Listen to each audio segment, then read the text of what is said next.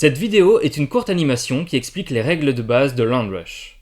Land Rush est un jeu de société qui permet à ses joueurs de comprendre les défis de paysans de diverses classes sociales dans une arène foncière compétitive. Le jeu est basé sur la vie de paysans de la région des Grands Lacs en Afrique centrale. Dans Land Rush, vous êtes un agriculteur d'une classe sociale particulière, riche, de la classe moyenne ou pauvre, et vous vous engagez dans une bousculade pour acquérir des terres et pour survivre. Regardons de plus près l'arène dans laquelle vous allez entrer en compétition. Elle est composée de 4 zones dans lesquelles on peut acquérir des terres et cultiver des cultures. Mais attention, au cours du jeu, un événement a lieu dans chacune de ces zones. L'impact de cet événement peut être positif ou négatif. Lancez les dés pour déterminer l'ordre de jeu. La personne avec le plus grand nombre commence.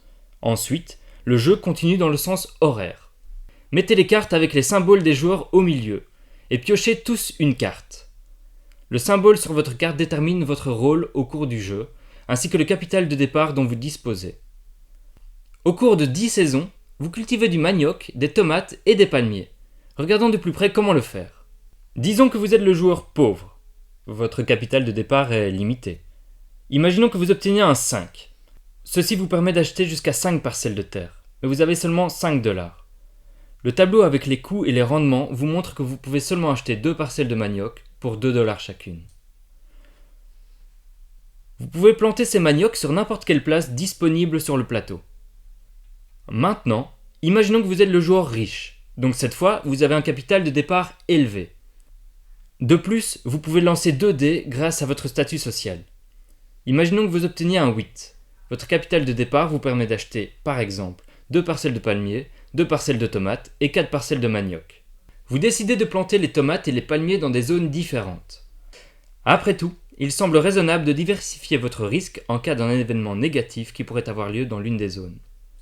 Par contre, il y a un avantage en concentrant les mêmes cultures dans une zone, car ceci vous permet de mettre à jour votre terre. Vous pensez éventuellement à cela pour vos maniocs. Après que tous les paysans aient eu leur tour en achetant des terres et en les couvrant avec des cultures, la saison prend fin. C'est le moment de calculer le rendement de cette saison avec les coûts pour la saison prochaine. Commençons avec le rendement. La liste indique le bénéfice pour chaque culture et pour chaque carte de mise à niveau. Le joueur pauvre a gagné 1 $ pour chaque parcelle de manioc, ce qui lui rapporte 2 $. Le joueur riche fait mieux. Il gagne 18 $ pour l'ensemble de ses cultures. Ensuite, tous les paysans doivent payer les coûts pour la prochaine saison. Ils sont déterminés par le lancer d'un dé. Si le dé indique 1, vous devez payer 1 $ pour chaque parcelle avec du manioc. Si le dé indique 5, vous devez payer 3 $ pour chaque palmier. Référez-vous aux règles du jeu pour avoir tous les détails. À ce moment-ci, il est possible que vous vous retrouviez dans une situation problématique. Vous risquez éventuellement de tomber en faillite.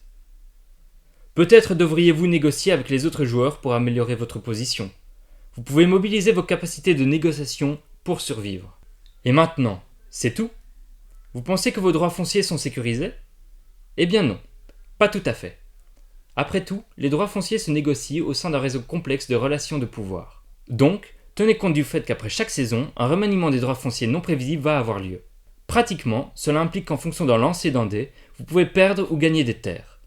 Par exemple, si le dé indique 3, le joueur de la classe moyenne peut voler une parcelle d'un autre joueur et planter une culture de son choix gratuitement. Référez-vous aux règles du jeu pour avoir tous les détails. Après 5 saisons complètes, un événement a lieu au sein de chacune des 4 zones. Ceci affectera les coûts et les bénéfices de l'exploitation agraire de manière positive ou négative et pourra profondément modifier les enjeux pour les joueurs. Voyons les 6 événements qui peuvent avoir lieu. L'arrivée du marché est une bonne nouvelle pour les paysans qui cultivent dans cette zone. Les rendements dans cette zone augmentent, mais le coût d'une parcelle non occupée également. La découverte de ressources minières transforme les joueurs de cette zone en mineurs artisanaux. De nouveau, l'impact est relativement positif, vu que le rendement par parcelle augmente. Mais ceci implique que la terre dans cette zone est valorisée, de manière à ce que le prix des parcelles non occupées augmente. La fondation d'une coopérative dans une zone encourage les joueurs pauvres à collaborer. Ceci peut augmenter leurs bénéfices et peut les pousser à collaborer encore, plus tard dans le jeu. L'introduction d'un investisseur privé est un événement négatif. La zone entière est envahie par une plantation de palmiers.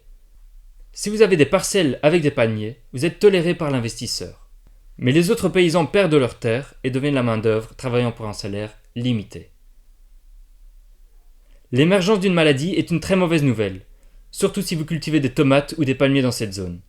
Leur rendement est fortement affecté.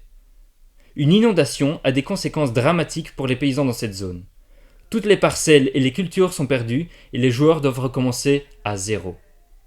Voilà les règles de base du jeu Land Rush. Si elles peuvent sembler un peu complexes au début, vous allez découvrir vous-même en jouant qu'elles vont de soi.